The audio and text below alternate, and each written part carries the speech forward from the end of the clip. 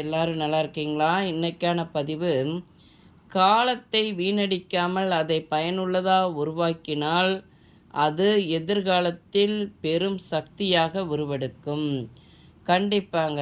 அதாவது நம்ம காலத்தை வீணடிக்காமல், காலம் என்பது பொன் போன்றது. நம்ம பொதுவாக காலத்தை பயன்படுத்த கற்றுக்கொள்ளணும். இல்லைன்னா அந்த காலம் நம்மளை கடந்து அது போய்கிட்டே இருக்கும்.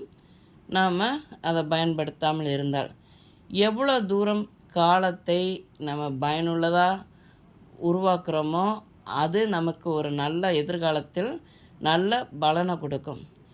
நிகழ்காலத்தில் நம்ம எப்படி இருக்கிறோமோ அதுதாங்க நம்மளுடைய எதிர்காலத்தை நிர்ணயிக்கும். பார்த்துக்கோங்க. நிகழ்காலத்தில் நம்ம வீணடிச்சிட்டு வாழ்க்கையை எதிர்காலத்தில் நம்ம கஷ்டப்படவே கூடாது. நம்மளுடைய உழைப்பு எவ்வளோக்குள்ள அந்த காலத்தை பயனுள்ளதாக ஆக்கி அந்த உழைப்பை கொடுக்குறோமோ அதுதான் நம்மளுடைய எதிர்காலத்தை ஒரு பெரிய சக்தியாக அது உருவெடுக்கும். பார்த்துக்கோங்க.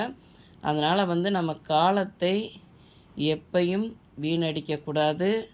ஃபோன்லேயே நிறைய பேருடைய வாழ்க்கை போயிடுது. அந்த ஃபோனை முடிந்த வரைக்கும் பயனுள்ளதாக யூஸ் பண்ணணும். பயன்படாத நேரங்களில் ஓரமாக தூக்கி வைக்கணும். பார்த்துக்கோங்க. இந்த பதிவு உங்களுக்கு பிடிச்சிருந்தால் பார்வதி வீட்டு சமையலுக்கு ஆதரவு கொடுங்க. ஓம் சாய்ராம்.